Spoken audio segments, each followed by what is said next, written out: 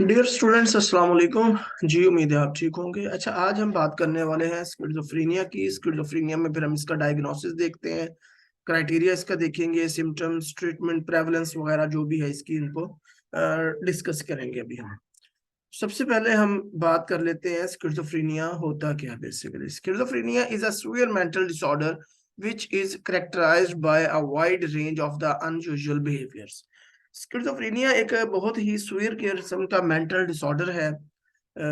ये बेसिकली एक साइकोसिस की एक टाइप है। साइकोसिस किसको कहते हैं? साइकोसिस से मुराद है ऐसा डिसऑर्डर, ऐसी बीमारी जिसमें मरीज का रियलिटी कांटेक्ट के साथ जो ताल्लुक होता है वो ब्रेक हो जाता है, खत्म हो जाता है। मतलब वो इररियलिस्टिक उसके जो है वो थॉट्स होते हैं, इररियलिस्टिक उसकी परसेप्शन होती है।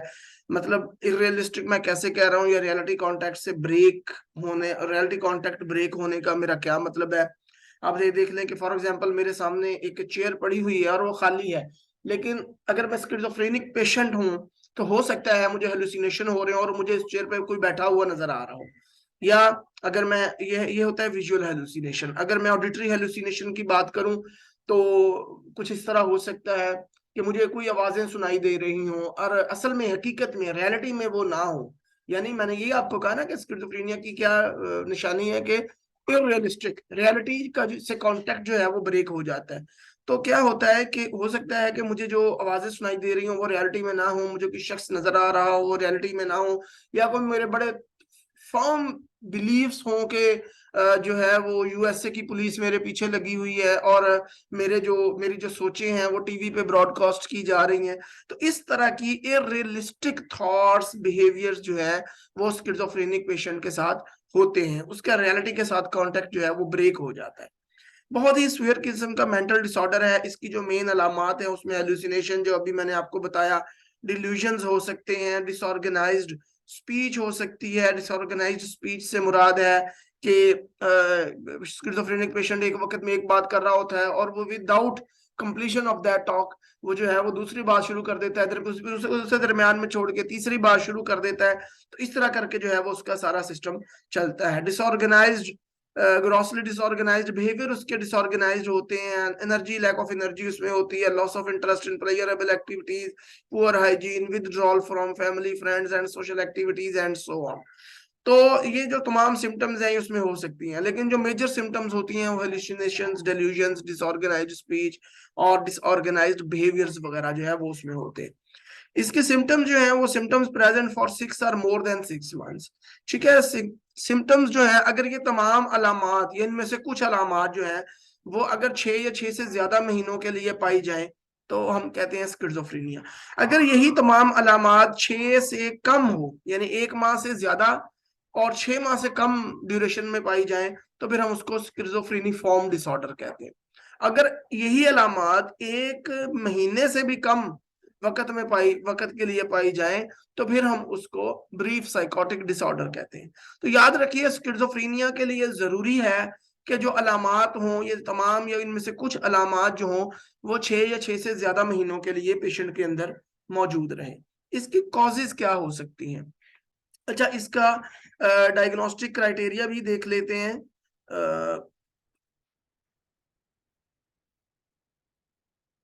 स्किज़ोफ्रेनिया का डायग्नोस्टिक क्राइटेरिया DSM-5 से क्राइटेरिया ए की जब हम बात करते हैं, 2 or more of the following symptoms means कि ये जो 5 सिम्टम है इसमें से 2 या 2 से ज्यादा सिम्टम्स जो है present for a significant portion of the time during a 1 month period or less if successful treated, at least one of these must be. यानी कि इन ये जो अलामात हैं बेसिकली ये कम से कम जो है वो लगातार 1 महीना बरकरार रहे। इसका ये मतलब नहीं है कि आप कहें कि आपने तो अभी 6 माह की बात की थी। 6 माह तो यह है कि ये जो सिम्टम्स हैं बेसिकली ये 6 माह से अगर 1 महीना हुआ उसके बाद थोड़े दिनों बाद फिर दोबारा 1 माह हो गया, फिर थोड़े दिनों बाद दोबारा पूरा 1 महीना हो गया और करते करते 6 माह से ज्यादा अरसा हो गया, तो जो स्किज़ोफ्रेनिया है कम से कम ये लगातार 1 महीने तक बरकरार रहनी चाहिए। वैसे ऑन एंड ऑफ जो है ये चलती रहती है और 6 माह से ज्यादा हो जाए तो हम स्किज़ोफ्रेनिया डायग्नोज करते हैं। तो ये 2 या 2 से ज्यादा सिम्टम्स, इन 5 में से 2 या 2 से ज्यादा सिम्टम्स जो है ये होना जरूरी है। और symptoms 1, 2 and 3, at least one of these must B 1, 2 और 3। और 1, 2 और 3 में से तो लाजमन एक सिम्टम जो होना वो जरूरी है। मैंने आपको पहले बताया था कि जो सिम्टम्स हैं वो बेसिकली ये मेजर सिम्टम्स हैं, उसके अलावा फिर नेगेटिव सिम्टम्स वगैरह जो है वो आ जाती है। ठीक हो गया। तो सिम्टम्स उसमें फिर डिल्यूजन्स, हेलुसिनेशंस, डिसऑर्गेनाइज्ड स्पीच वगैरह, और ग्रॉसली डिसऑर्गेनाइज्ड और कैटाटोनिक बिहेवियर। कैटाटोनिक बिहेवियर से मुराद ये होती है कि जो यू कैन से के लैक ऑफ मूवमेंट जो है, एक स्टोपर की सिचुएशन हो जाती है। इंसान की जो मूवमेंट है पेशेंट की वो बहुत लो हो जाती है। वो एक एक पोस्चर में कितनी कितनी देर जो है वो गुजार देता है, घंटों गुजार देता है।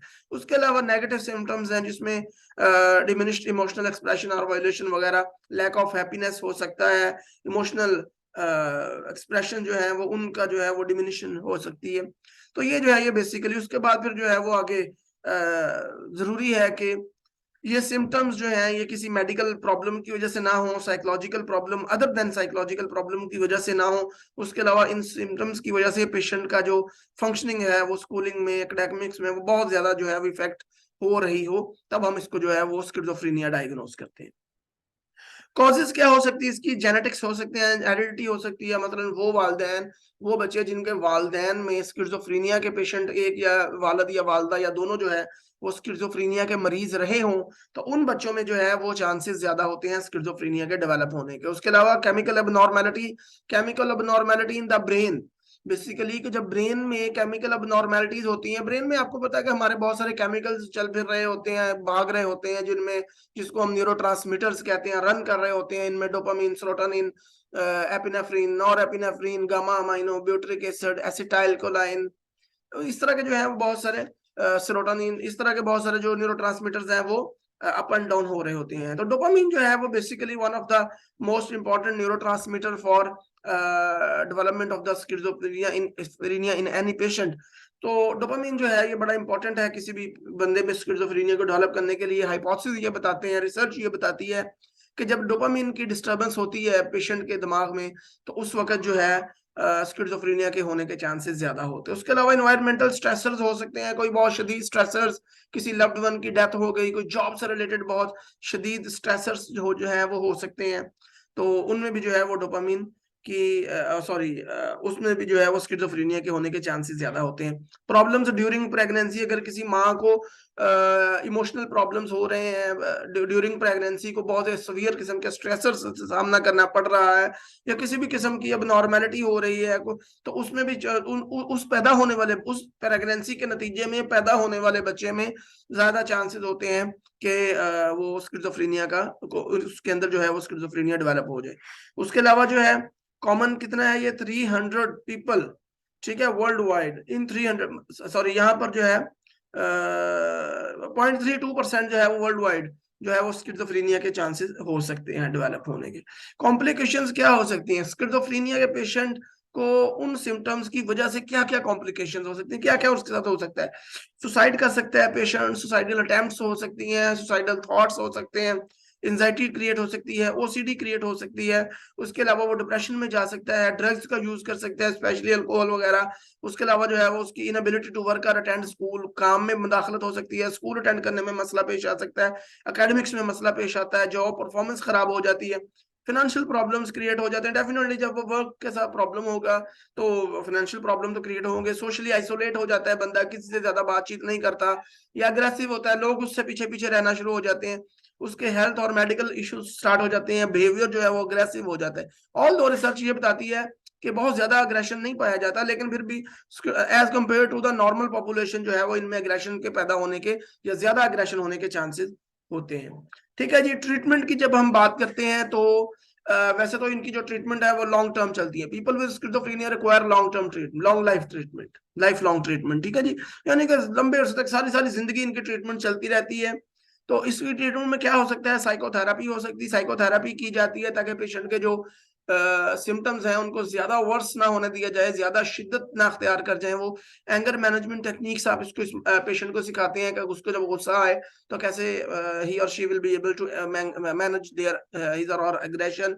उसके अलावा आप उसको कोपिंग स्किल्स सिखा सकते हैं कि किस तरह जो है वो डेली लाइफ के प्रॉब्लम्स को फेस करने के लिए, स्ट्रेसेस को फेस करने के लिए उसको कोपिंग स्किल्स की जरूरत होती है। उसके अलावा एंटीसाइकोटिक्स जो है वो फार्माको थेरेपी है इसकी, एंटीसाइकोटिक्स के जरिए जो है वो इसकी जो है वो ट्रीटमेंट की जा सकती है। लेकिन बहरहाल इसकी जो लाइफ लॉन्ग ट्रीटमेंट होती है, सारी सारी जिंदगी चलती है इसकी ट्रीटमेंट। ठीक हो गया जी। तो ये था हमारा आज का लेक्चर। अगर कोई चीज समझ नहीं आती तो यू कैन आस्क मी, इंशाल्लाह I will try to my level best to answer your question as soon as possible. और हाँ, आपसे रिक्वेस्ट है कि अगर आप हमारे चैनल पे न्यू हैं तो काइंडली चैनल को सब्सक्राइब कर लीजिए, कर लिया करें। इससे हमारी जो है वो हौसला अफजाई हो जाती है। और वीडियो अच्छी लगे तो लाइक कर दिया करें। Thank you very much. अपना बहुत सारा ख्याल रखिएगा। हम आपके कामयाबी के लिए हमेशा दुआ गो हैं। अल्लाह ताला आपका और हमारा हामी नासिर हो। अस्सलाम वालेकुम रहमतुल्लाहि व बरकातहू।